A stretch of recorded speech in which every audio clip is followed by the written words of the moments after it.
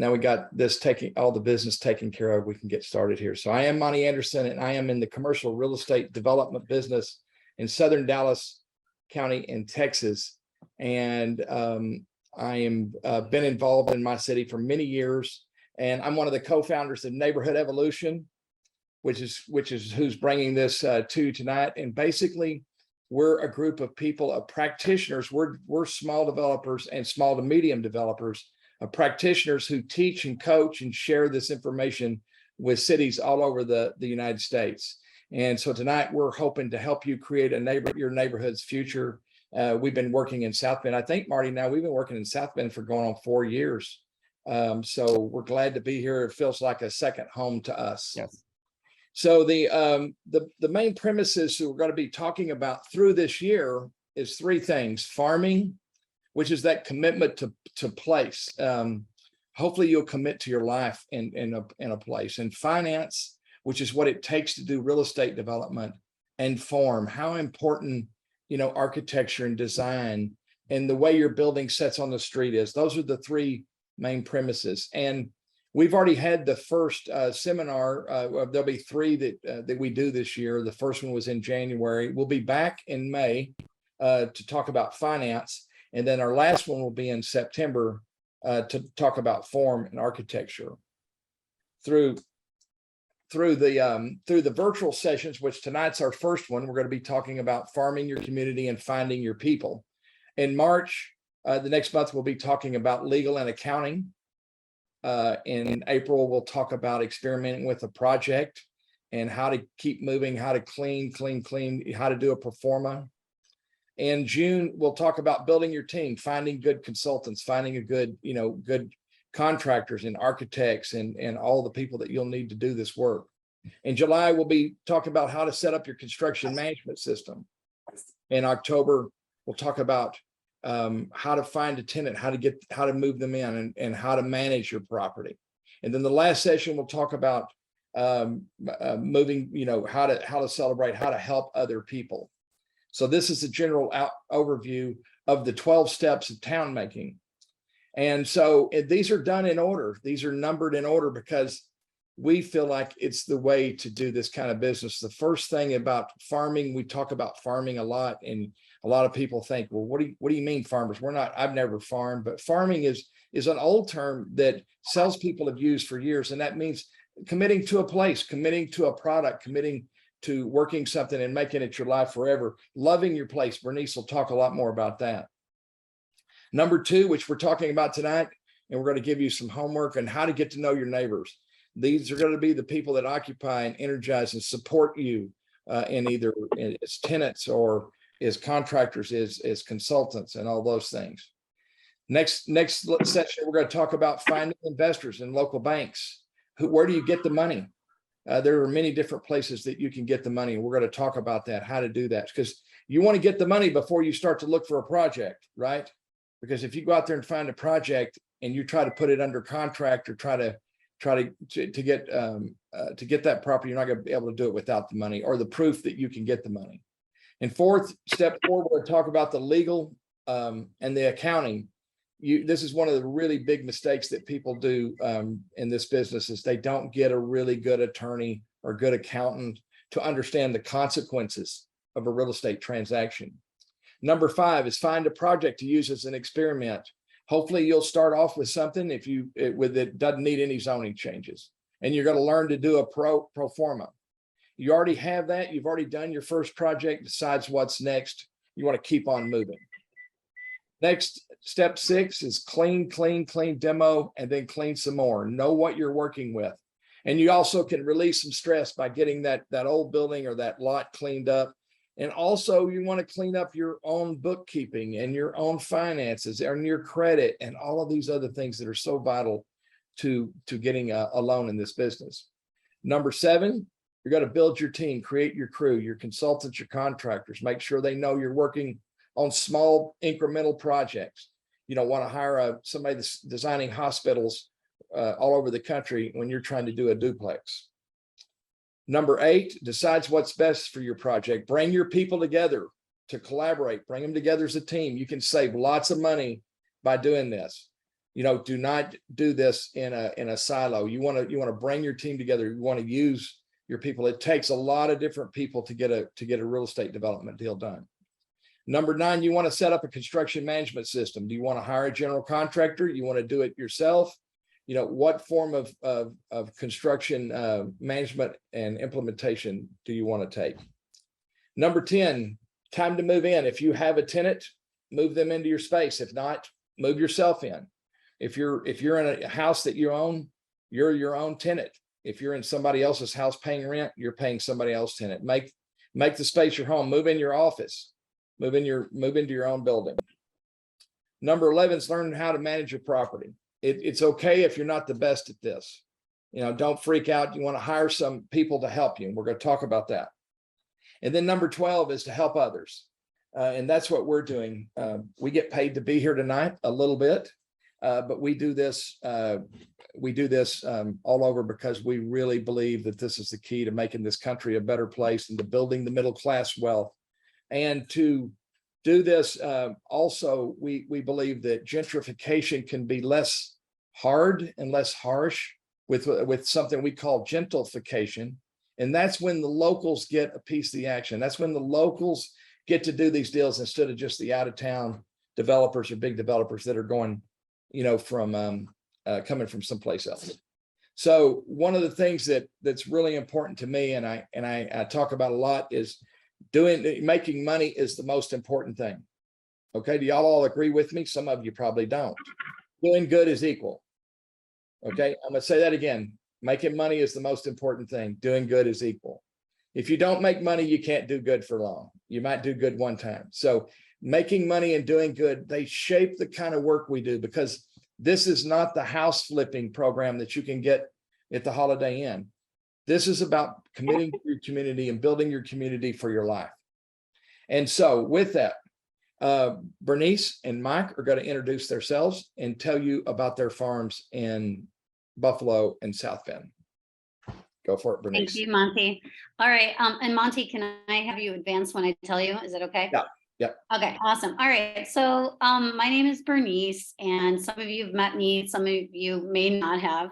I'm in Buffalo. I actually, similar to Monty, have the same kind of business style. I property manage, I renovate, I lease, I manage the whole thing. You give me a vacant building, I will bring it from A to Z. That's what we do, A to Z, the whole thing. And so I am a licensed contractor. I'm a property manager.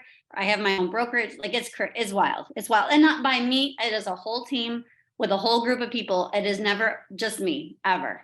So I'm sort of like, if I had a specialty thing, it's working with no money, because I live in Buffalo, and similar to South Bend, we struggle with appraisals and financing and all these other things. So I'm used to doing cute renovations on a dime.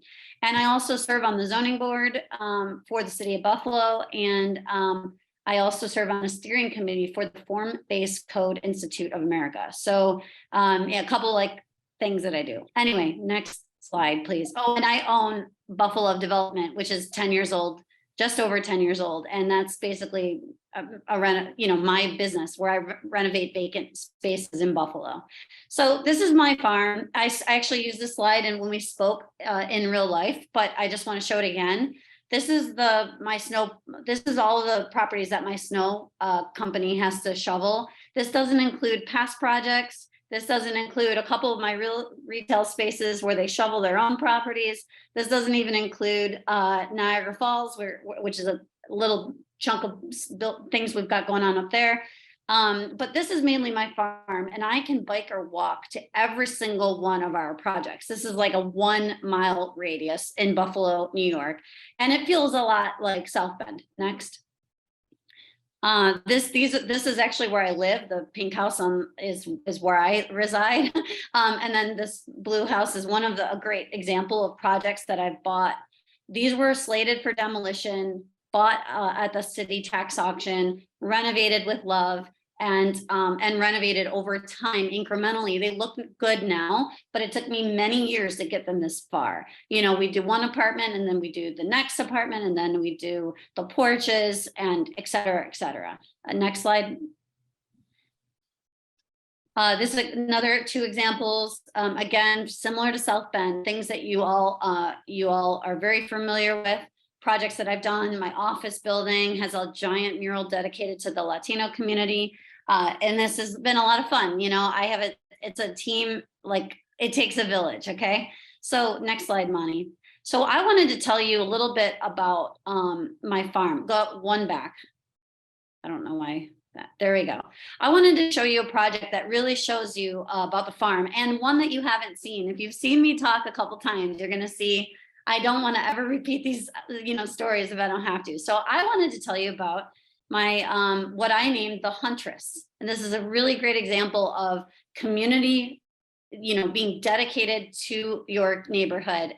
And this concept that we talk about all the time is farming.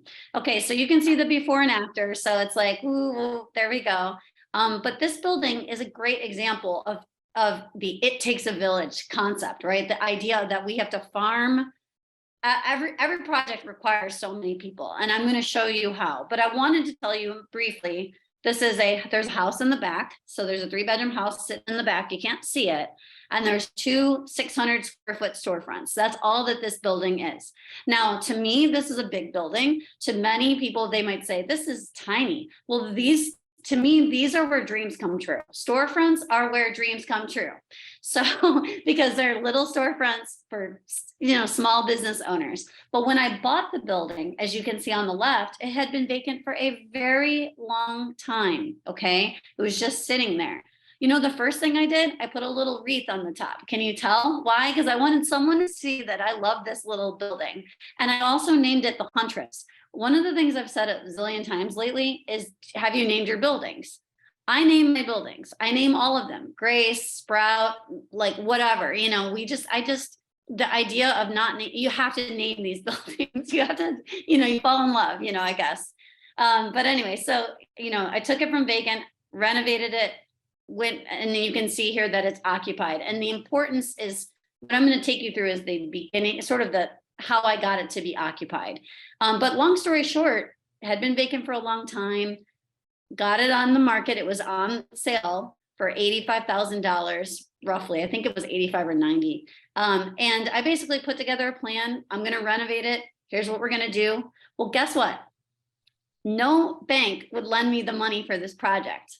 Why would they not lend me money for this project? Because it was more than 50% commercial. So they were like kind of freaking out that it was like 50-50 commercial and residential.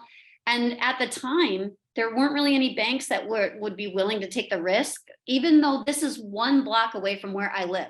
This is like, to me, a no-brainer. So what I had to do is get an investor to give me the cash, and then I had to put up my own money. Okay. And we could talk about this like in the comments or questions, but I just want you to know I had to basically put cash for purchase, cash for renovation, sit on it for 2 years, and then sold it to an occupant. I'll show you, but I had to sell it and pay back that investor, and was able to pay him back plus money, actually a lot. He was very happy with his return, and bring this back to light. So the point of the whole moral of the story is, people thought this building could not be saved. I said, absolutely, yes, it can be. But I want to show you how we had to work within the community to make it happen. Next slide, Monty. So it takes a village, right? This is my farm. I live in this neighborhood. I've been here for 15 plus years. And when I thought about like, how do you show how a building gets renovated? Everybody thinks about like the flooring that you put in, right? They don't think about all the other missing pieces. How do you lease it? How do you build energy around it? How do you find the right contractors for it? And so here are just some photos from my process of renovating this, very simple building. 2 storefronts, each were 600 square feet roughly. People thought they thought I was, I don't know, crazy, I guess, because I wanted to rent one of the spaces to a popcorn shop. Well, how did I find the popcorn company? A friend of mine told me that this guy was looking for space and he had a popcorn company. Okay, well, people said, oh, popcorn company won't last. I said to him, bring over the popcorn. Let me eat the popcorn. I'm going to eat the popcorn. Okay. If the popcorn meets my taste test, I'm interested. Sure enough, I have the popcorn. It's really good. He literally shows up in a giant garbage bag full of popcorn. Okay, I ate the popcorn. It's awesome. They've got a great brand called What's Poppin'. I say, you know what? Let's rent the storefront. I'm not even going to check your credit. I'm good. We're good. Just make the popcorn and build your energy. And he signs on. I have the other space. What should we do with that other space? Well, let's renovate it and get that rented. I rent that out to a nail salon. But between buying the building and getting that tenant in there and it fully renovated, we had to do pop-up dinners. We had to do an art gallery pop-up space. We did a dance party. No joke. We had a DJ and a dance party.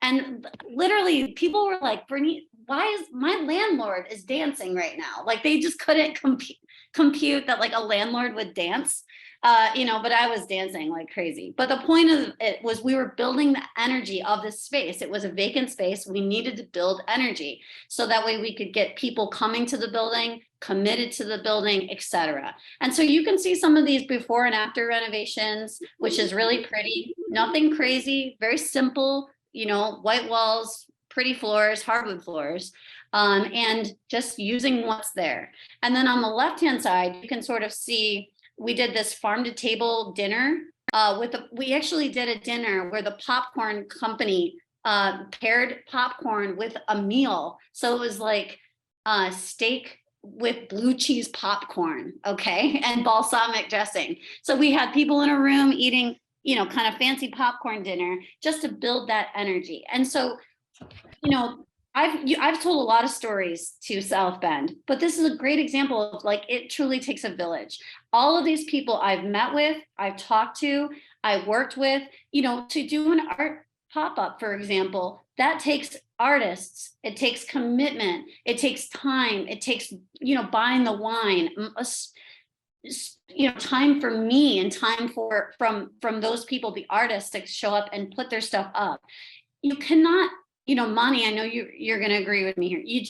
You don't do this alone. And more importantly, you have to commit yourself to doing sometimes the wildest things, right? Oh, now all of a sudden I'm a curator of an art gallery, or I'm inviting people to our popcorn dinner, right? And in fact, because I wanted people to show up, I bought half of the table. I literally, everyone at that, on the lower left-hand side, they were like $80 a ticket. And I was like, I'm going to buy like 6 tickets because I needed people to show up, right? I showed up for this building. We put hearts in the window. It takes just so much love and so much time and so much commitment.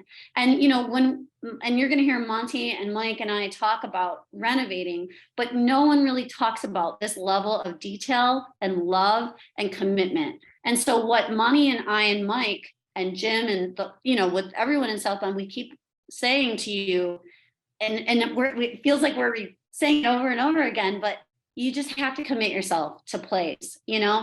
You have to be there and be present and shovel the snow or put the hearts up or talk to these people. And really, I hope you understand that you can't really be successful without really that level of commitment. You just, at least with what we're doing and what we're showing you. I always joke around, like, you have to, when spring comes, right, you have to carry around the bulbs.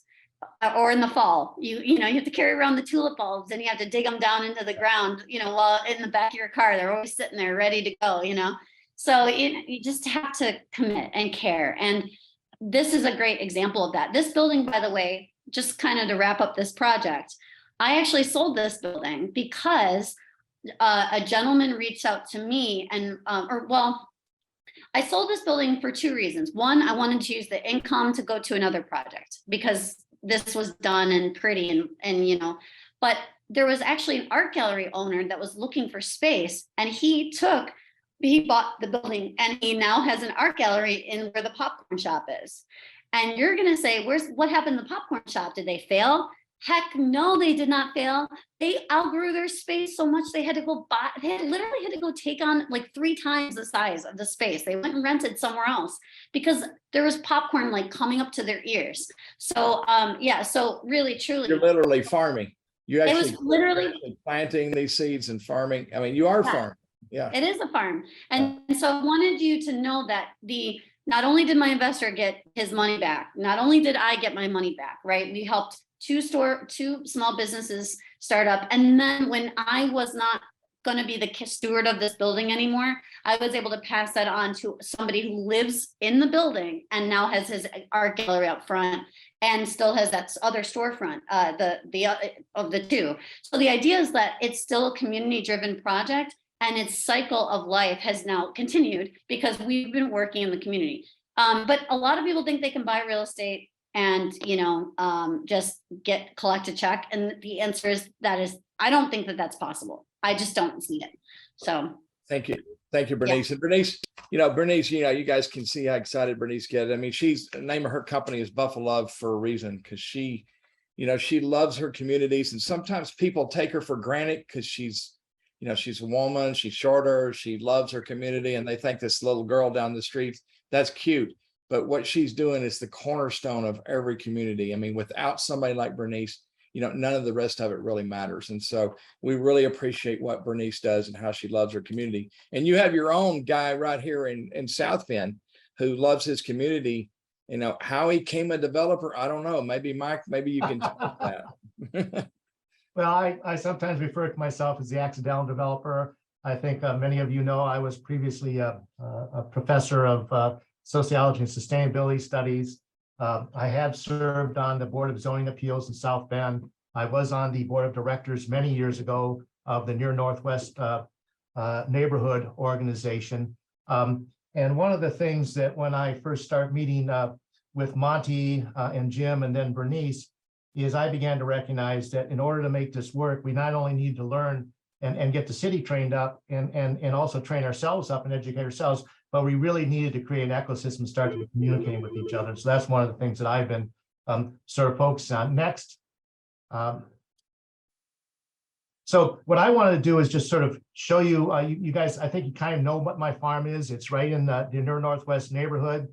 I've got the smallest farm of the three of us. My farm is really about 2 blocks by 2 blocks that I'm focused on right near the Near North neighborhood. Although right up there by that area that says Riverside Trail, I do own with somebody else about 11 lots just on the outside of the NNN. So I might be starting a second farm there sometime, or if there's somebody out there that wants to help us do that, we're looking forward to that.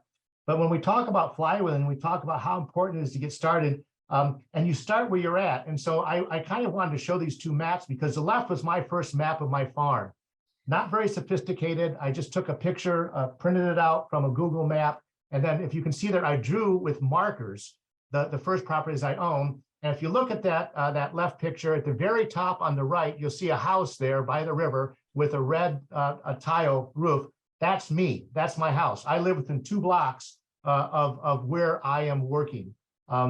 And then what you can see is after I've been at it for 3 or 4 years, I had begun to learn more and I had begun to make some more contacts and build a team. So I was able to actually get a more schematic sensibility of where we're at. But that's not how one starts. That's just what gets going. When we think about, what makes your farm special, why do you choose to? I've lived in this neighborhood since 1981 when I came to get my PhD at Notre Dame. 38 out of the 40 years I've been in South Bend. So it just was part of me. And I wanted to make a difference. When I left the university, I was able to think, okay, I'm going to help renovate one house, but I did more than that. But this was just this part of me. It's one of the most diverse neighborhoods in the city. We've got a great group of people. The Near Northwest neighborhood, having that community organization, it was already connecting people together, being along the river, 15 minutes from Notre Dame, 7 to 10 minutes from downtown. A great urban structure, but also an underserved, overlooked neighborhood. And the thing about it is that, maybe in some neighborhoods you can come in and flip and stuff like that. But if you want to make these neighborhoods work, the secret is you've got to commit to your place. We keep on talking about this and we keep on talking about farming. Next slide. Hold on just a minute. I'm sorry, something happened to my slides. So what happened is when I first started with one of my projects, I ended up having to spend $180,000 on a project that only appraised for $150,000. And the reason I was willing to do that is because I wasn't in for a one and done. I knew that I was going to be in for the long haul. And that project today is worth $210,000. And I'm getting ready to sell it to somebody who now has a business in there. Right here is an example of my people. And the reason I say that is because what you can see here is that every year the near Northwest neighborhood gets together and cleans, and we come together. There's over 100 people standing right here. And in addition to neighbors, you'll see at the left there, down the very left, that's Mayor Pete. This was when he was still mayor. We've got a couple of council members here. We've got some church members here. We've got Kathy, who's the head of the N&N. We've got some folks from the city that have showed up.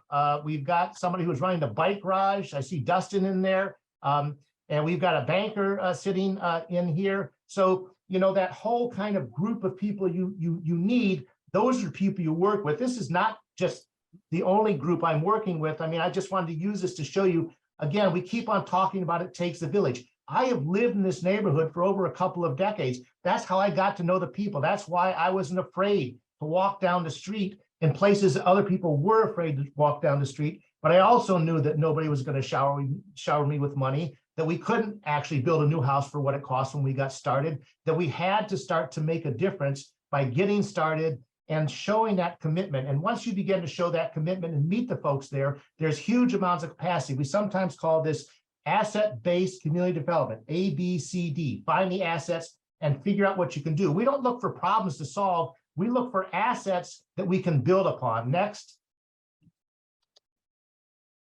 And then this just kind of gives a sense of my place. What's kind of fun is if you take a look at that picture there, you can see what the place looked like before. And if you're looking, you see the bakery building. Well, it's got a new roof now. You see just over the top of the bakery building, there's an empty field there. There's an urban farm there. If you take a look just beside, across the street from the bakery building, that's the old flower shop. That's been renovated. Next door, you can't really see this very well. That's the old electric store. It's been renovated. The two tiny houses that we named the Artists, because we name our houses as well, they've been put in place. That there's a vacant lot that a fourplex has been framed up, working with the N&N. And all of this started for me at the local Cup, you know, just this community coffee house. It was only open a couple of hours a week that I began to make. And I made my first deal and I bought the flower shop there, and then moved on to the electric shop, worked with Habitat because they wanted to come into the area. Now, of course, we're working on the bakery building, which is a huge lift. You can see windows are going in that place. I mean, the press showed up a few weeks ago because the windows were starting to go in. Why? Because nothing happened that for 12 years. So the kind of, you guys kind of know me, you kind of know the farm, but the reason I like to sort of talk about it is that I'm the proof of concept. You know, I've only been at this for 6 years. I didn't think I was going to do this, but I learned from Monty and Bernice, who were passing it on, and I followed those 12 steps. And each time I keep on learning that, you know, that idea of farming, that commitment to place, to getting to know your neighbors. This is the hard work that allows us to develop in places others people won't, and to make a difference. And I don't think if you don't do this, you can make that difference. But if you do, in your neighborhoods, you can build the wealth in the neighborhood with the neighborhood. And that's what we're about. Thank you, Mike. So it's really interesting, Mike. You know, the first time I met Mike, you know, was, you know, so I guess about 6 years ago, 5 years ago now, or up in Kalamazoo. And, you know, here's this professor who was talking about these sustainability principles of building houses. And he was doing these habitat houses he was trying to do. And the next thing I look up, we're in Arizona at another incremental development conference out there. And here he shows up again. He's following us around the country. And that now today, just a few years later, a 50,000 square foot bakery building is being restored and remodeled right in the neighborhood without being torn down and turned into multifamily apartments. It's turned into a collaboration village, and it's really a testament to these principles of loving your place, committing to it, committing your life to it, working with it, and having a city like South Bend that also gives us Marty here and others, and Willow and others, has given us many others to help us do this work, because there's no way that a developer can do this work without a city in collaboration. And so I want to share with you a minute, because Mike and Bernice, you know, a lot of the people probably think, and a lot of times, well, you know, that's you guys, you can do this, but that's not me. I really can't do this kind of work. And I hear that a lot of times. People say, well, Monty, you can do this, you've got money, or you've done this, but I didn't start with money. I started with a dad who was a carpenter and a mom who was a telephone operator of the old days. My mom only had one job her whole life. She was 15 years old when I was born. And so I didn't have a lot of education. So I had some specialized education, but no college for sure. And so if you look at this chart here, the flywheel, and a lot of you know how a flywheel works. You know, flywheels get started. It takes a second to get started. It's like the snowball rolling down a hill. It's really small at first when you get going. And so if you look in the inside of farming, you know, acquisitions, improvements, leasing and selling, and property management, you see that in the middle. And you see the town maker in the very middle. In a regular business, or a big business, you've got the president, you got the triangle, right? You got the president at the top, and the vice president, and some managers, and some supervisors, and some workers. As a town maker, like we are, you're in the middle. You're in the middle of everything. You're involved in everything that happens.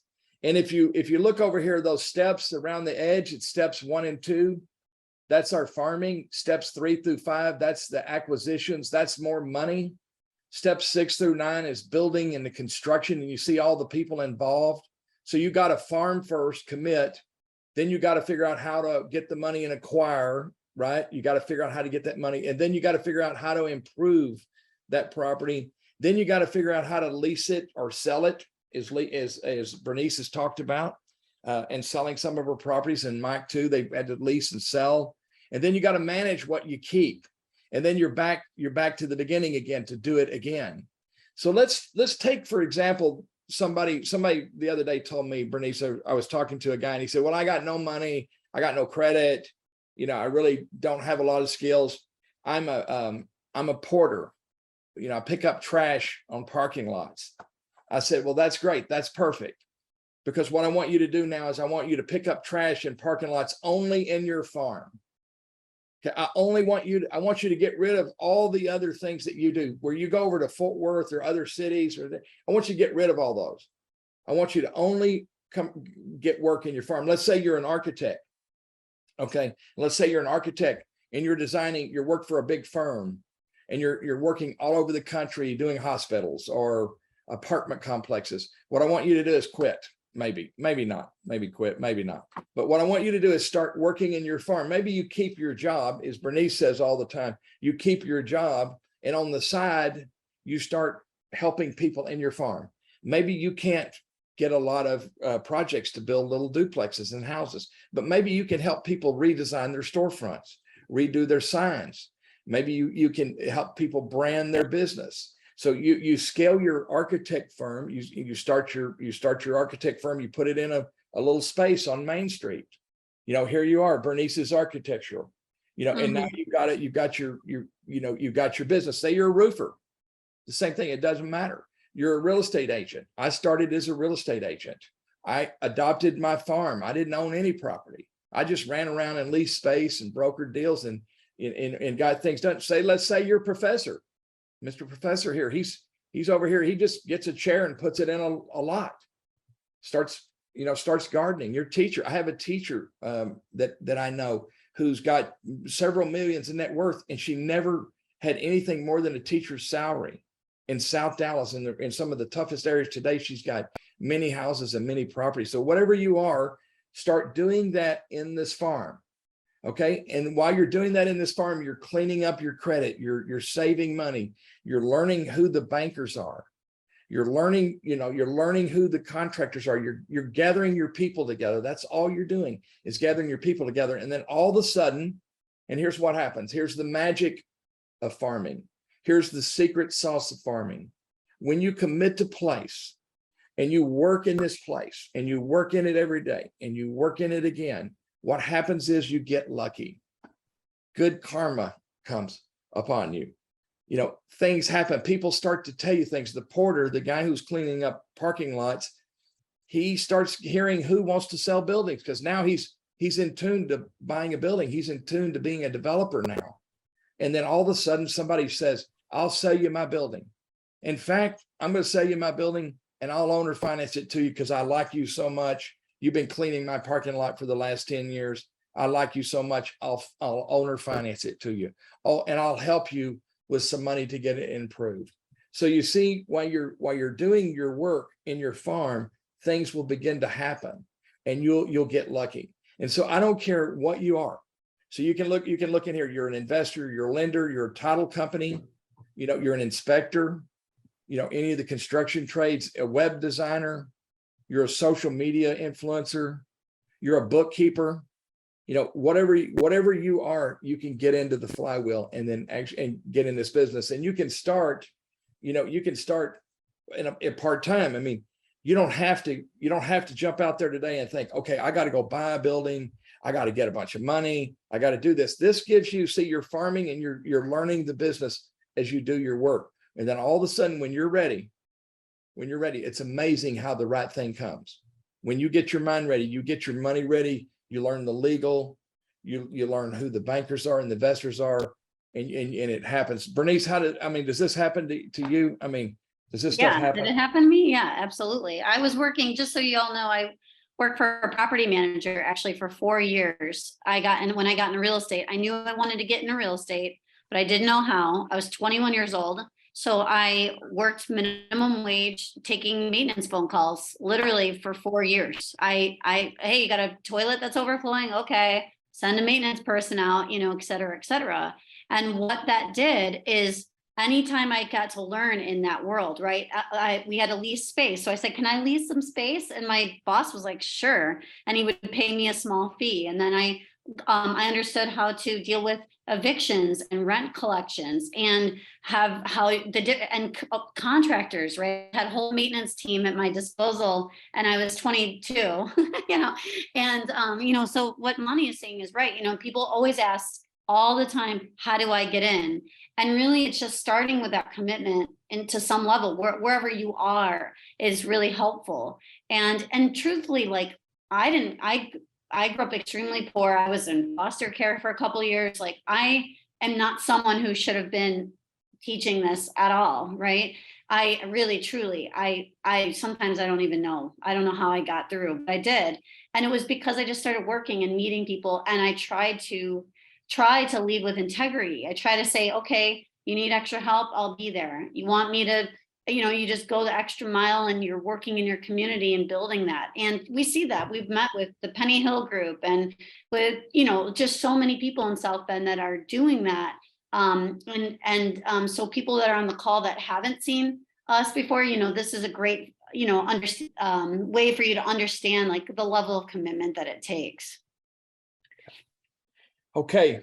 So here's what we're going to do. If you've got a question, I posted in the chat. If you got a question or something here, is there anybody out there that's doing this work in their community? We can talk about it because here's what we're going to do next. So we're going to give you homework for this week. And we want to hear from you tonight about finding your farm and knowing your farm. And so the number one question we want to know, who are you? What's your vision statement?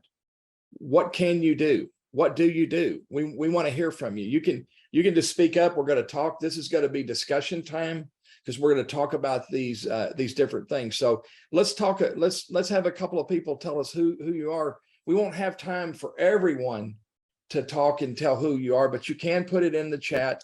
And then we want you to write this down next week. So we want you to come up with a vision statement. I'm Ivan Gonzalez, and I am a carpenter, and I don't know what Ivan is, but I'm a carpenter, and I want to start buying old properties and fixing them up in the Lincoln Drive area, or I want to adopt the entire city of South Bend. I want to start buying old retail buildings and fixing them up. Whatever it is that you want to do, you can. Let's start with that. So anybody out there that wants to tell us who you are and what your vision is, somebody that's got that. Somebody out there, I know. Mine's just developing. I'm Ivan Gonzalez, and I'm Ivan Gonzalez, and I'm in the process of determining the specific farm I want to farm. And I've been attracted by the work that Mike is doing up in Portage, off of Portage. I've got a son that lives in Middlebury, and we're looking at the possibility of helping him develop properties in Middlebury. We just had a conversation today, and he's looking at purchasing a building to start his own brick and mortar business, along with he's got lots of contacts already in Middlebury with bankers, with carpenters. He does a lot of construction in that town. And so we're looking at partnering. My wife and I are looking at partnering with his wife and himself to do this. That's what I'm doing. Okay. Great. What do you do for a living right now? I'm an entrepreneur. I've had my own businesses for the last 30 years. So, Okay. Yep. Amazing. Who else? I don't have to call. Bennett has his hand raised. Do you want to unmute yourself, Bennett? Yeah, I was just waiting to be called on. Can you hear me? Can you hear me? Yeah. All right. Hi, I'm Bennett Holman. I'm actually a professor of philosophy, and I usually live in Seoul, South Korea. But my wife lives in South Bend, and so we are looking to do two things. One is we want to build an intentional community in the kind of Portage area, and we're looking to build a kind of like a tiny house community, but more than just people who live in the same plot of land, an actual group of people who want to live together and help each other out with just the daily aspects of being human beings. But on top of that, that's integrated with my wife and I just had a son. And it was one thing we've been I've been in Korea for 8 years. It's one thing to live have a bicontinent relationship when it's just a marriage, but it is a completely different thing when there's a little guy involved. So we are looking for also a financial way to bring our lives together and to replace at least part of the income from my teaching time. Okay. So Okay. Thank doing. you. So we want to hear from all of you. We want to, go ahead. We'll take one more here, and then we're going to have plenty of other time to talk in the rest of this. Go ahead. Let's see who This is Tom. I'm new to South Bend. I've been here for about 1.5 years, and I retired from real estate investment and development on the West Coast. And speaking of an intentional community, my, in a sense, last project was being a community member of a senior co-housing project in Portland, 27 apartments, and it's a self-managed project. But I've been attracted to the possibilities of becoming a town maker here in South Bend. And the concept that the city is promoting the pre-approved plans for a duplex and other type buildings is appealing to me. And I'm actively pursuing constructing a duplex and possibly a carriage house as well on a lot in the near northwest neighborhood that I would be purchasing from Mike Keene's group. My plans are just about finished, and we're going to bid. I will be using a general contractor, and hopefully in another month or so, I'll know what the costs are. My major activities right now is trying to build a relationship with a bank that will give me a decent loan to do this project.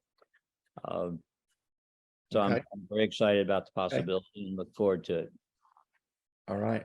Okay. That sounds, we're gonna come back here at the end. We're gonna finish up tonight hearing from hopefully as many of you as we can. In the meantime, what we'd like to ask you to do before the next meeting is to tell us who you are, what kind of skills that you've got, and what's your vision? What do you see going forward? We're going to move on really quick. I'm going to give you some more homework here. So number 2 is we want you to define the area. We want to take a map and draw a boundary line around it. We want to take a map in the city somewhere, and then what we want you to do is to drive the boundary in your car or ride it on your bicycle, or more importantly, if you really want to get serious, if you're really serious, walk it. And then we want you to tell us why you want to work here. Why do you want to work here? So who you are, what your vision is, give us your map. And next week, want you some of you to show us your maps and tell us why you want to work here. There is power in this thing of walking around a neighborhood. There's been people that have written books and things on this, and people that have written stuff like Circle Makers and other things where they've talked about this, where they actually walk these areas and they meditate and they pray and they do other things, whatever your thing is.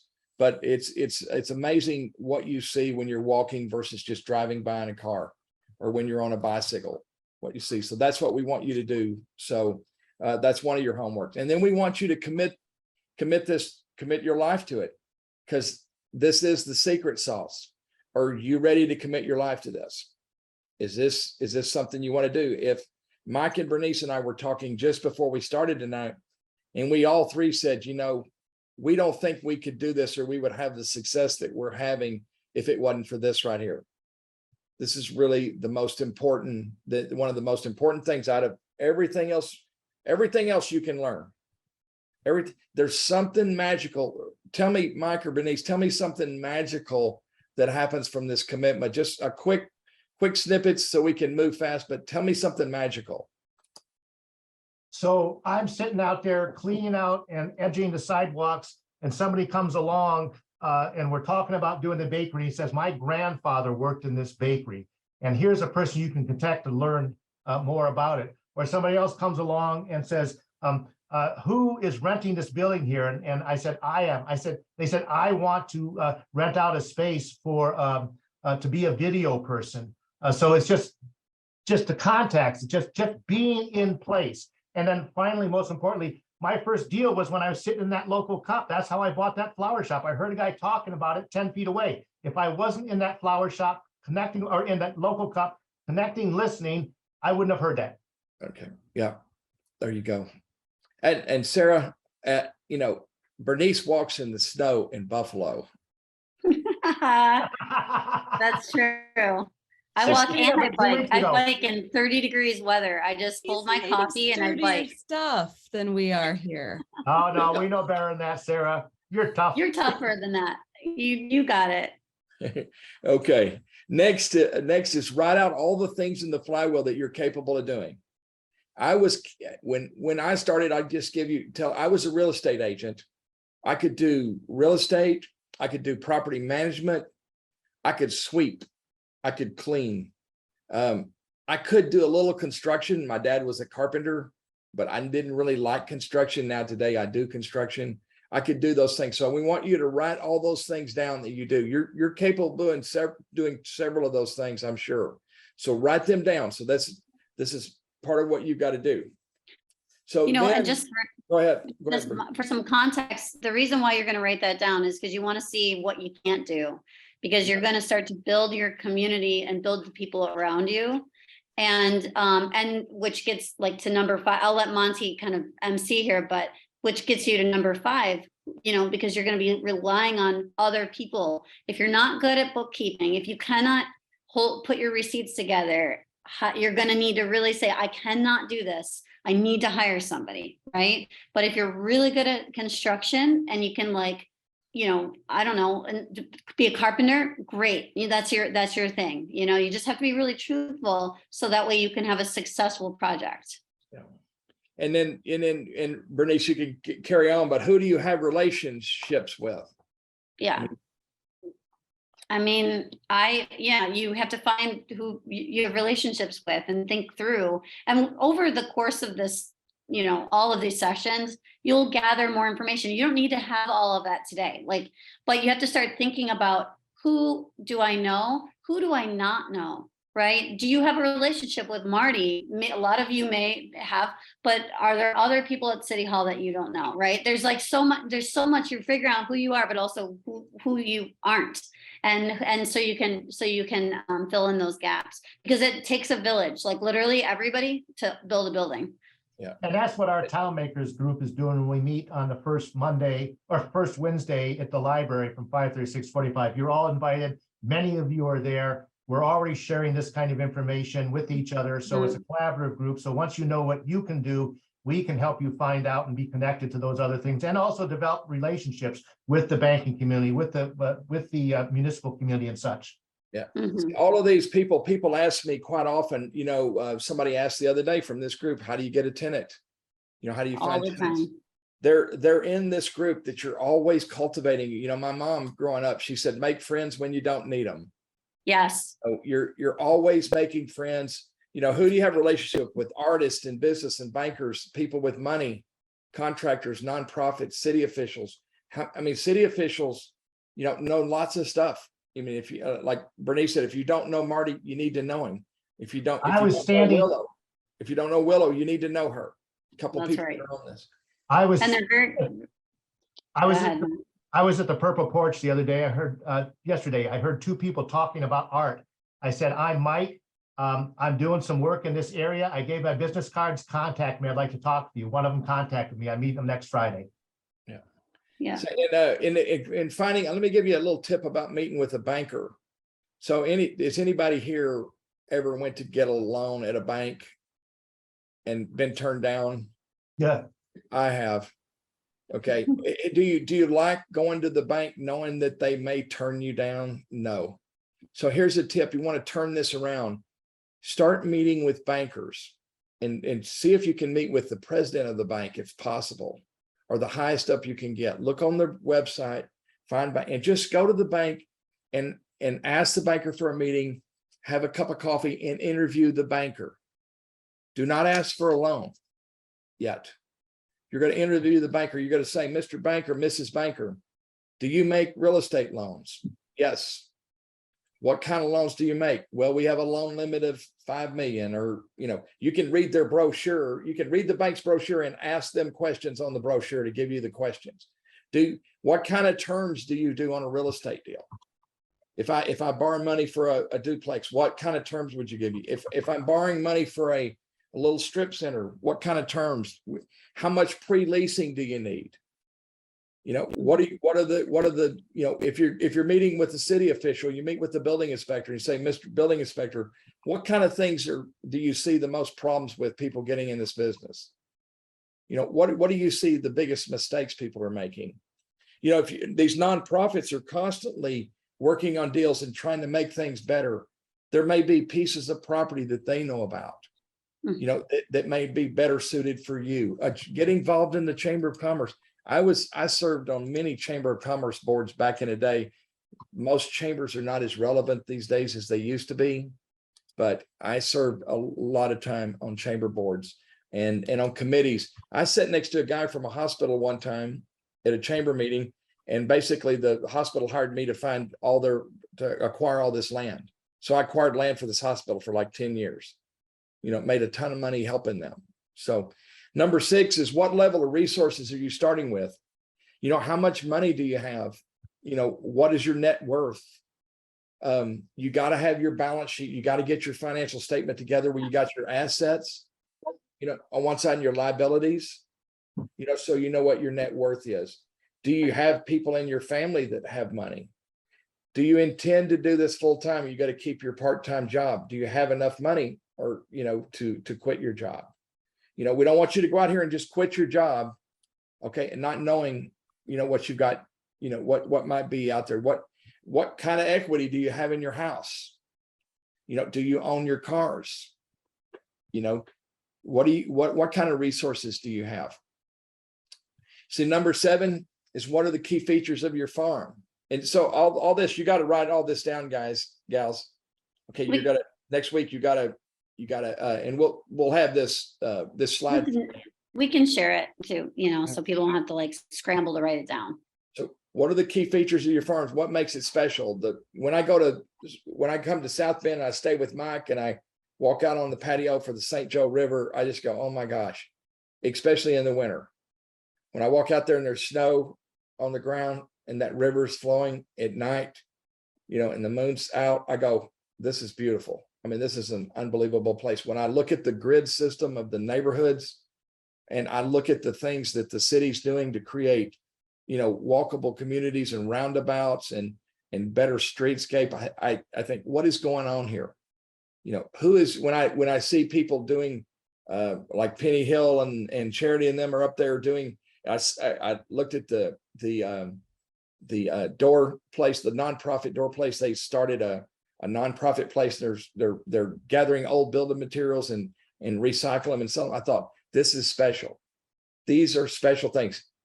You have Notre Dame here, that is special, but Notre Dame is not what attracted me to want to come back to South Bend. You know, you people here and these physical characteristics of the city. The downtown is a beautiful place. Does it need some more businesses? Some more residential units downtown? Yes, it does. Does it need somebody to restore the Lafayette building? Yes, it does. You know, I love that building, by the way. So number 8, what are your farm's key strengths? You know, what are the strengths here? You know, is it the universities? Is it the manufacturing plants? Is it the number of artists you have per square mile? Is it the, you know, whatever it is, what are the strengths of the city? So, and then number 9, you stand on a corner. You can, this is one of my favorite things to do, is I've done this in every place I've worked, is you stand on the corner and you turn a circle, and I would turn around and I would say, what's missing? In fact, right down the street from me, right behind me in Duncanville, many years ago, I stood on Main and Center, and I turned around and I thought, there's no place to get coffee. So at that time, I thought it would be great to get a Starbucks coffee here, right? But later on, I don't think that's so great. But back then I thought that, well, Starbucks wasn't coming, but I could get a donut shop that actually served and got them to serve better coffee. So that's how I got my coffee, is out of a donut shop, which would come. So barbershops, housing, what's missing? The shoe cobbler, the insurance agent. Don't overlook things like insurance agents, because you can build a little building, like a little office building, and sell it to a State Farm or an Allstate insurance agent. Those guys and gals, they can get money really cheap from the insurance companies, and they can buy buildings from you. And then what difference can you make? What can you do? Whoops, sorry. What difference can you make? You know, what skills do you have? Can you do community gardens? I'm sorry, can you do a community garden? Can you put a, you know, can you put a chair in a field? Can you help the homeless? Can you serve on boards? Can you serve, is Bernice does, she serves on her zoning board. What are the other things, Mike and Bernice? What else, what can you do to make a difference? Planning board, preservation board, nonprofit boards. You could clean up trash with Mike every spring. You know, I mean, you know what? Join your One of my local favorite, neighborhood organization. If there's not one, start meeting with some people in your living room. If you're connected to a church, go to that church and say, hey, what do we want to do around here? There's any number of young professionals. If you are any young professionals, join the young professionals group and start to see what they're doing. They're entrepreneurs. They're looking for side hustles. They want to be connected to the community. Get the word out there. If your college, your university, if you're doing anything like those things, if you're an alumni, connect back. If you know any businesses, get them to think about, can they come into one of these neighborhoods you're working in? and you know, another thing is there are other people that are renovating buildings. You may say, I don't want to buy right now, but I want to help South Bend. Can you partner or help other folks that are renovating? You could bring a skill to, maybe you're a carpenter in a past life and you can help somebody restore windows for cheaper or for free or whatever the case may be. Sometimes you'd be surprised like how much you can do with just time, and commitment. So, I always, when I started out, I always, like my first few projects, everyone was there to help me, they were helping me sand the walls and paint and all of that stuff was so important. And now, of course, I have to hire everybody. Nobody wants to come help me because they're like, she's good, But, in the beginning, there's so much magic and there are a lot of people here that have bought buildings that do need help. And so if you find yourself in need or, wanting to help, please reach out to them, So that's another thing you can think about doing. And then who can help you? What can you do? We've talked about that, who you are and what you can do. Who can help you? Who can you talk to, start to? I have an advisory board for my company. And they don't have any real say so. They're just a group of people that I know and respect that I bring together every quarter, and we just talk about, what do they think about what I'm doing. And so you, an advisory board, a mastermind group, different people who can help you. Mike's group, the 12-step, the support groups, these are starting to pop up. They're in Dallas, they're in South Bend, and they're getting ready to be in Kansas City. And so, and Minnesota, actually, Jim Cooman's starting one in Minneapolis. So who can help you? So I'd like to just make sure that it said, you don't have to, even though we're pushing you to like think this stuff through, remember that life evolves, people change, things happen, right? If I had asked myself at year one of owning Buffalo, if I was going to be full-time at this, I don't know if I would have been able to answer that. Truthfully, I worked a full-time job for 4 years before I left that full-time job and opened my own office and started managing my own properties and doing my own construction. I really thought I could hire it all. And I was wrong. Because, I don't know about you, but contractors don't want to come and help just fix one little door issue. You can't, they don't show most of the time. So really think that through, but don't be afraid to, or just know that you will evolve over time as well. And it's okay, but you should be thinking about these things. I think if there's any takeaway from this list, it's really figuring out where you want to be and asking yourself, what's missing here and what can I bring to that to the table? What's missing, in terms of it, coffee or whatever, laundromats, hardware shop, etc. And then what can you bring to the table? Because that stuff it's really so important. You'll see gaps and opportunities and say, okay, well, I'm a gardener and there's a garden here that looks not well maintained. Maybe I can support this garden by showing up and volunteering. You only do that when you're walking and see it. right. So we're going to spend the rest of our time. We want to hear from you. We want you to tell us about your project or what you're thinking about going forward. You can ask a question about one of these, you can tell us your vision, but what we want to do is we do these sessions going forward. The next session we'll review session 1 and your homework. And then the second part of the session will be a short presentation. And then the last part, which is this part, we want to hear from you and where you're at, because some of you are just starting, some of you are a little more experienced, and that's what makes it great for us to be together. And so we're constantly learning. Bernice and Mike and I are constantly learning. I mean, we don't know everything here. It's too complex of a business to know. And one of the reasons that we farm is because we have a better chance of knowing more by working on our farm, just like that farmer who understands his fields. He understands when the bugs are coming. He understands when the weather's changing, and you understand your neighborhood. You see a survey flag go up. You hear about a new business. You hear about somebody moving back to town. You hear all these things all the time by being in your farm. So let us hear from you now. So who wants to go first? What your project is or what you're thinking about. Tell us what you hope to get out of this. One of those things. I'll go first. It's Lisa. So I think I know the area. I did just closing on a property almost next door to Mike on Riverside. But the 2 area I'm houses away. What's that? 2 houses away. That's right. And I'm thrilled.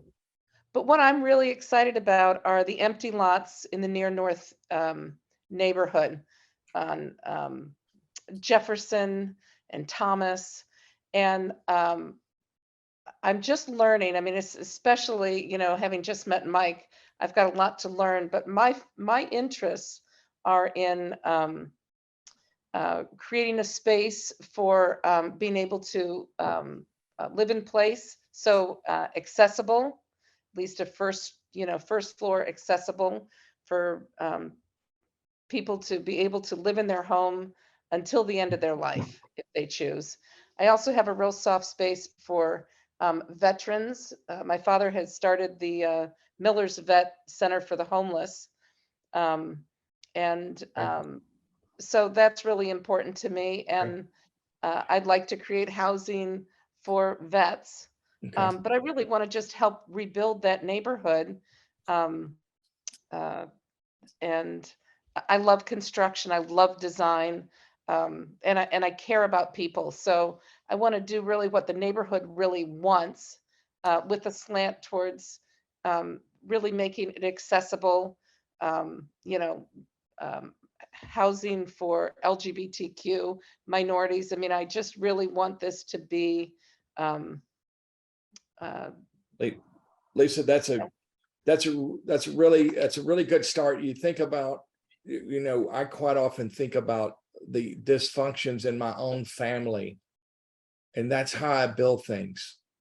mhm, I tend to look for weaknesses in our society and our neighborhoods and in places where people don't have a good place, or the built environment is not good for what they're dealing with. So I mean, that's a really good place to start. Just pick one that I would say to you some advice. Pick one, and maybe you want to start with a building that's already built. If it's your first one, it's going to be a lot easier to start with something that's already built that you can fix up, and just get one going. And then what's going to happen, the momentum, the flywheel effect, you're going to get stuff going, and then you can either decide to keep leasing it, to sell it, depending on what resources you have. And mhm. so that's a really good thing. You got a really good thing to start with. And I know you're already talking to Mike. So And who else? remember, if you do want to keep it, if you're thinking about affordability and all these things, renovation is still more affordable than building new. Yeah. You know, so if you're really in your mind saying, I want to help veterans or have affordable housing, can you get a hold of a duplex and renovate it, or what, for example, and renovate it, and you know, with that in mind, and now you all of a sudden you're doing exactly what you wanted. You're helping people, you're working in design, etc. And the Right. first time you get something built, your brain's gotta, your brain, once you have a purpose and you have this commitment, so every step you take and every time you have a closing, your brain's gonna actually expand. Your brain's gonna expand from doing deals. If you get stuck and don't do deals because you're all over the place, or you're trying a project that's too hard, you could be trying for 2 or 3 years. So we want you to have early success and find something easy and get going. Well, I've done renovations, but I guess for me, to be able to do the accessibility, that's kind of hard to do in a renovation many times. Because, then you're adding ramps and you're taking walls out. And so that's why I think about the lots and coming up with a really great design. Although there's a lot of the pre-approved plans, maybe just taking those and expanding them a little bit so that you can maneuver in it. But Okay. Well, yeah, good luck. Good luck there. So who's next? Somebody's next. I'm sorry, my mouse is really bad. There. Who's next? Somebody with a problem with the property, with a plan, with a thought. Well, I'll go. It's Barbara. I've been Barbara. working on a rehab that I've had for quite some time now. I finished one a couple years ago and got it sold to get the money to go forward with my farm. And the area that I'm focused on is the Lincoln Way corridor around the Olive Street and Lincoln Way area. I grew up right LaSalle High School. And so that's some kind of passion about that area, and people still living over there that don't have very much, and the houses are not in great shape. So I'm focused on trying to help get those vacant and abandoned houses fixed up. A lot of them, people are already working on them. But I did notice the other day I was driving down Lincoln Way, and there's quite a few houses still vacant, and I don't know if they're abandoned, but they vacant. And so I was looking at that saying, okay, I need to start focus on getting some of those, but I also want to build new. And I would love to build some of the houses, the pre-approved plans that the city have. So I've been talking to contractors about working with me on that, and I'm looking to get that application in so I can get the pre-approved plans. Talk to some contractors tonight about helping me once I get that started and giving me some quotes on, once I get the plans, how much they would charge to get that put up. So I'm working on it, getting the paperwork ready, getting everything together, also looking at lenders and what kind of financing we can put together to get some of those houses built. Yeah, Barbara, it was really fun to watch you sell that first house well, not your first, but that other one to see Yeah. that how good it looked and you to make some money and I think you got more than you advertised it, if I It recall. blew my mind. Yes, I got 15,000 over asking. Yeah, that was really great. I really, Yeah. that made all of our days when that happened for you. Yeah. I thank you for the support and the Yeah. excitement to know people was happy for me. That Yeah. really felt good. Yeah. Okay. Well, thank you, Barbara. About how next? Who else has got a plan or an idea?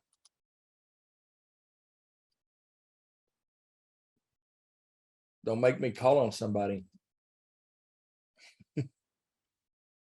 We Okay, had a couple. Oh, let- go ahead. How about My Jose? name is Jose. I am a general contractor in South Bend. I started in construction 6 years ago here in South Bend. But when I started in construction, I saw the opportunity to renovate houses by myself. I bought a house. That was a challenge because everything in your mind runs pretty fast. That when you are working, have a couple time. I finished the house. I sold the house, and then I bought a vacant lot. And the next step is to build new houses, affordable houses, in the area of the Lincoln Way. Basically, to put new property for people that have a regular income. All right. So you're a contractor now? Yeah. And what do you do some of the work yourself? Or you're a general contractor? Do you specialize in a certain thing? Well, I do part of the job by myself. For other things like roofing or siding, I have other contractors that help to me to run the jobs. Yeah. But basically, my company do drywall, flooring, and I can install everything inside, windows, doors, but no framing for now. And I am working with other guys for the roofing on the side, for example. Okay. Jose, there's something I always say. It's easier to teach a drywaller to be a businessman than it is a businessman to be a drywaller. So if you're doing what you're doing, you're like, Mike and Bernice and I are all workers. I mean, we're like, we all work hard, we're not executives. And in this business here, still being a drywaller, working in that flywheel. And I mean, you're around buildings all the time. You're around them all the time. So start keeping your eyes up, open. You may already be doing this if you are good for you, but keep your eyes open for those opportunities out there. And hopefully you're going to Mike's groups, so you'll hear things. And obviously you get to know Marty if you don't, and Willow also, who's got off the call earlier, but you need to get to know them about other opportunities. But Jose is our leader next month's meeting. So okay, great. Yeah. And he's right. been helping out and bringing great information to the table. So Okay. We had somebody on the chat. Bernice, somebody skip, I think, had a question, or let's see, just a comment, I think. But yeah, he had a comment. He's at Notre Dame, at Ohio State, studying planning. He was at Notre Dame. And when he wants to connect with folks, he gets back into town. He wants to hit the ground running. And I told him that, if he gets back into South Bend, come meet with us, meet with me, but also just keep on joining us in these meetings and he'll be able to connect. all right. Glad to meet you, Jose. Henry, you described yourself in the chat. Do you want to unmute yourself and introduce yourself in person? Sure. How is everyone doing? Yes, guys. I'm probably the only. Good night. My name is Dudley Henry, and I'm way out of state, and probably the only one. But what I do, I buy tax liens in Gary, and my latest one was in South Bend. So I was wondering, I have a lot that when I saw the plans, the plans that the city has, then I was like, okay, well, maybe I can with the assistance of some subsidies or plus other financing could do an affordable house. But I also thought about workforce development, because people need jobs, of course. And I have a contact, and he lives in Chicago, and he runs like a solar business. He teach people, train people, and installing panels and all that stuff. So the long-term goal then would be to kind of get a building and start training people over there. So first I want to get see how I could build on the lot that I have currently, and maybe get some capital after selling it at some point after building a house. So that's the initial plan I have in my mind right now. Are you moving, Henry? Are you moving to South Bend, or are you just? Actually, I'm not no time soon, but I plan to visit. Pretty soon. Okay, so probably you're next gonna 2-3 need months. Okay, yeah, so you'll need to, when you get there to visit, make sure you meet with a couple of these folks, Right. Mhm. So that's definitely the plan. So Henry, it's harder to build like this small when you're not hands-on, a lot of the time. It does make it harder. So you have a bigger challenge, of really hooking up with somebody that can build that stuff for you. So you just be aware of that. Just be aware. sure. So Henry, as something I always say is like, we need, you talk about workforce development, and I always add entrepreneurial development onto that. And I say, we don't have a housing problem. We have an income problem, right? We need more money. We need to make more money. We need more entrepreneurs, more small developers, more people that own real estate, and I like to see that better, because it's still making $15 an hour, whether it's 15 or 20, it's still not enough, right? It's just not enough. How do we, and this is where gentrification, what I like about Marty's group and the empowerment of the intentional empowerment of the locals that the city of South Bend is really pushing right now, is and helping. That's why we're here. I mean, we wouldn't be here if it wasn't for that. But the more people that make money and have entrepreneurial ventures and can do this thing, I mean, the less gentrification will happen. Because what happens with gentrification, when nobody's doing the work, then the big developers come in, buy up all the lots, build the big buildings, instead of people like yourselves building, owner occupied housing and owner occupied buildings where your businesses are there. And it's hard to move them out. And that's why we call that gentrification. I used to call it sticking it to the man. Yeah. So, it'd be where the locals get the wealth, where the locals win, that's what gentrification is. Right. Definitely. Who's So I look next? forward. I posted a Henry, question wait, on the chat. Before Henry go, can you put your contact information in the chat? Henry?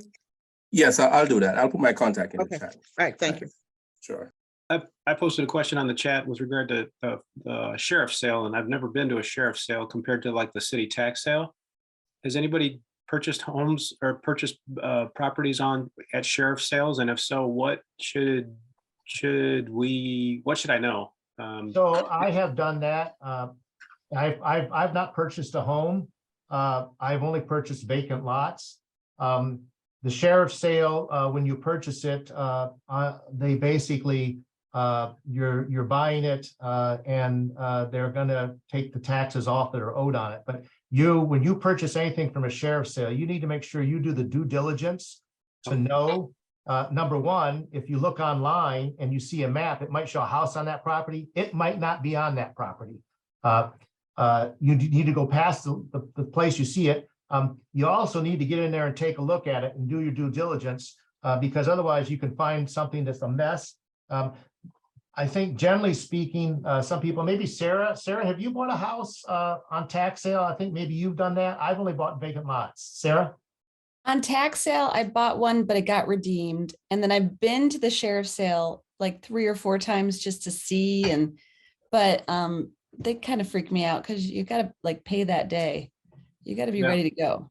Yeah, I know you got to bring cash to them, and we know the building, and we know it's a legit sheriff's sale. My son and I have walked around it, so we know it's a legit sale. I'm just curious as to, what I understand is that there'll be a group of developers that will go in together, and they'll have all the cash, and they'll take up all the deals, and then you get stuck with kind of like scraps at the end for that individual person that's trying to get into the market for the first time. So I'm Yeah, just the trying. prices can escalate and it seems like it's just random. One will go up and then another won't. Yeah, keep in mind that, South Bend, I mean, when we started talking a few years ago, Sarah, you might, and, I mean, there's stuff for $3,000 everywhere, and that's gone. I mean, it's still underpriced today. But I would say this, Ivan, you've got to know your place. I mean, you got to know, and I would have a good attorney. And I'd say, I'd want to know, I might do a title search before I went and see if there's anything else weird there. I would also check with the city on zoning.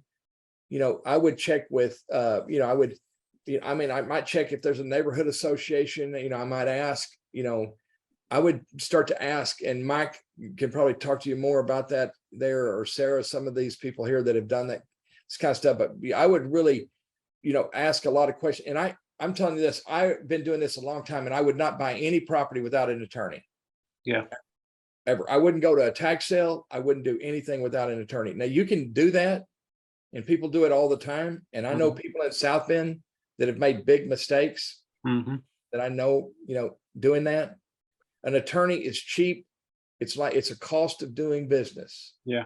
So I just warn you in this, it's a cost of doing business. So yeah, I watched your money. I watched you and Sharon do your legal recording, and just today I was watching that, and I thought, yeah, it's really important to have an attorney for sure. I also wanted to chime in. So when I first started Buffalo and I was looking for my first round of properties, we kind of struggled buying properties on the market, just like things that were available, just because, I don't know, we looked at a couple buildings and sort of decided not to. And I was feeling kind of anxious. So I actually went to the tax sale and bought 2 single houses and a triple and a vacant lot all at once at the tax sale. I know it's different than the sheriff's auction, but I'm just sort of putting it in perspective.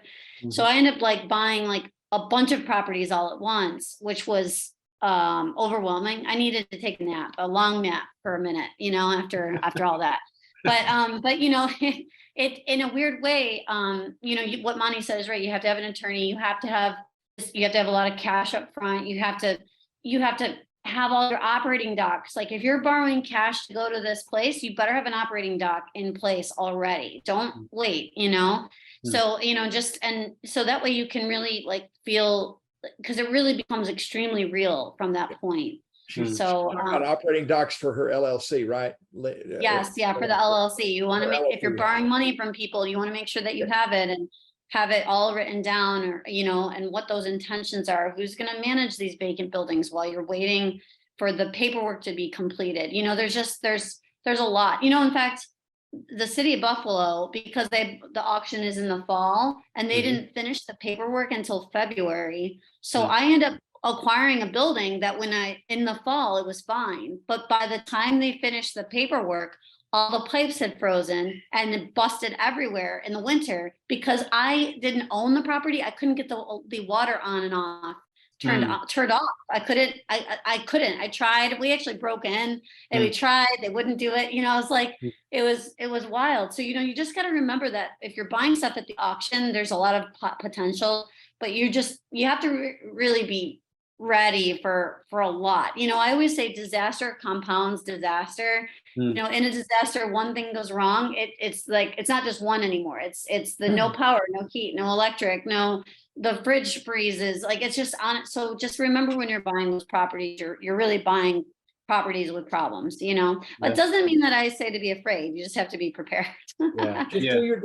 Do ask your questions. Rebecca had a comment. Rebecca, good to meet you here. And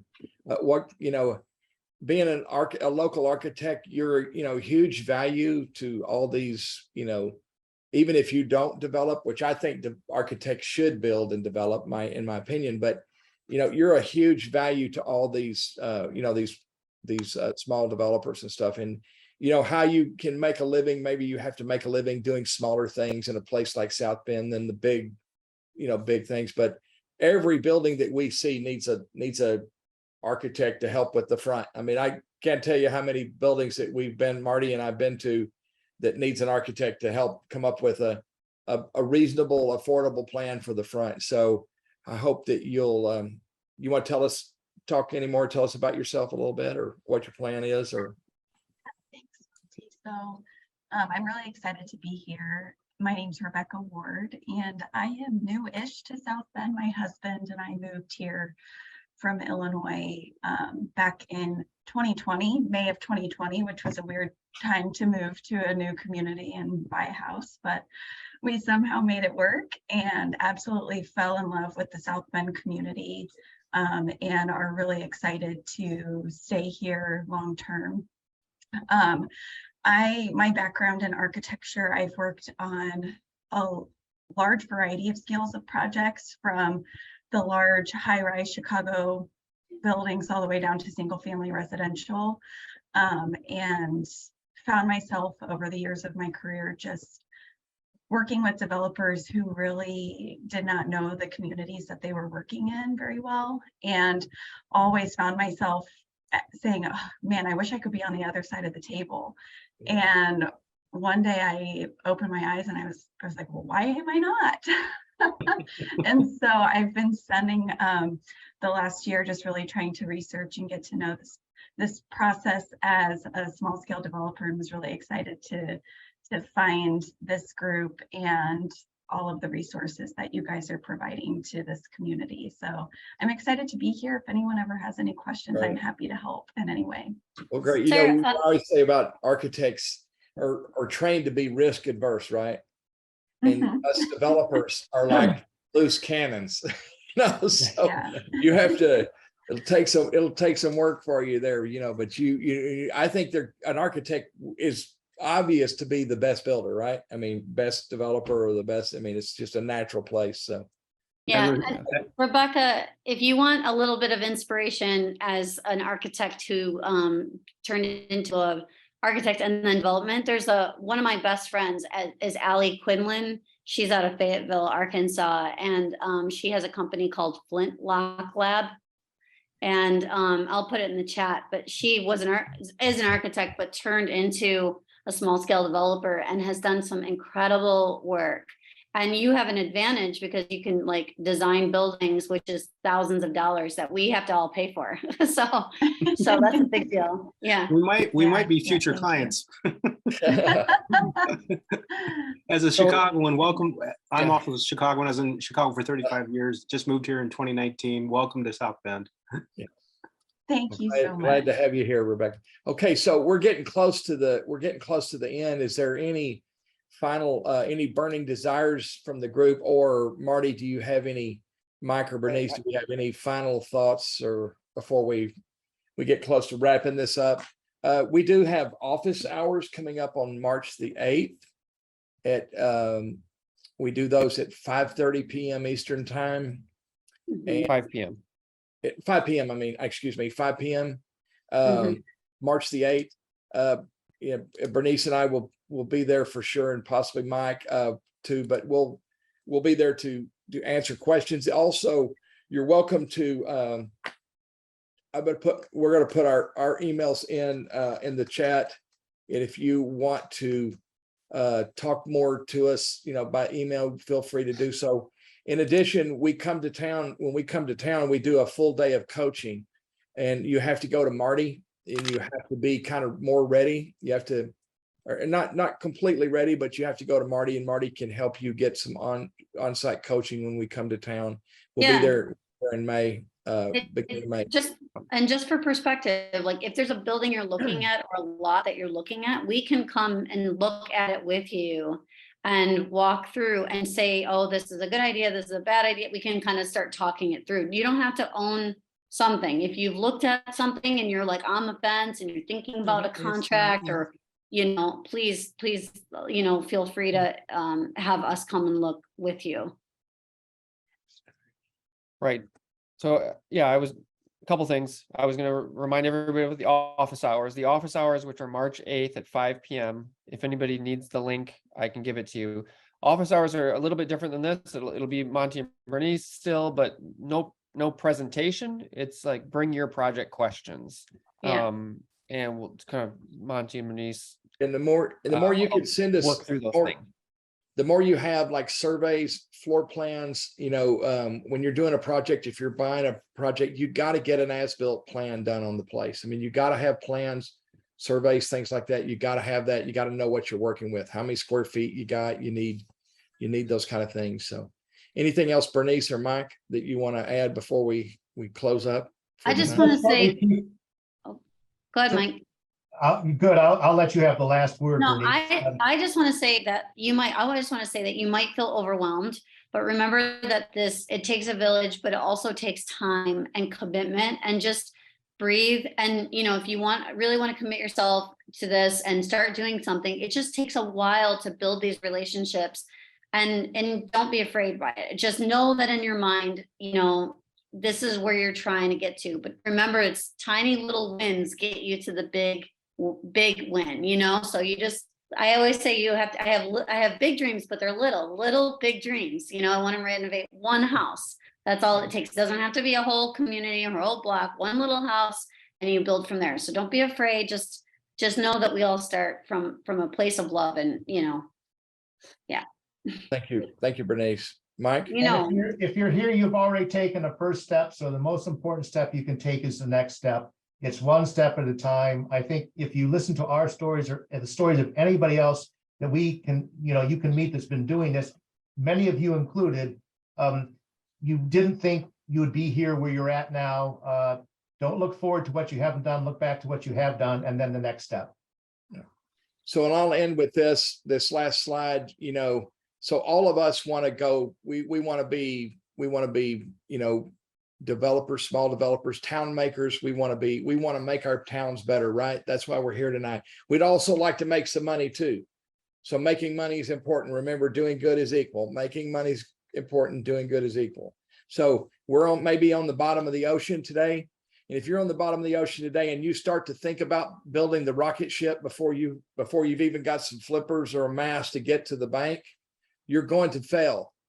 Okay, because by taking incremental steps, one step at a time, as I said earlier, your brain actually expands with a goal in mind, with a purpose in mind. That's what we ask you to do as a vision. Remember, do your homework with a vision in mind, a purpose in mind. Every step you take towards that purchase, your brain expands, and you'll be a different person by the time you get to the beach. And you'll understand how to build that rocket ship or how to take that next step. And as Bernice just said so well, this is the way you don't get overwhelmed. Otherwise, it's just too much. Because remember, we're changing the built environment. We're changing the earth. It's a serious thing. We take it serious. We're glad to know you, Marty. We're glad always to be back in South Bend. Thank you all very much for tonight.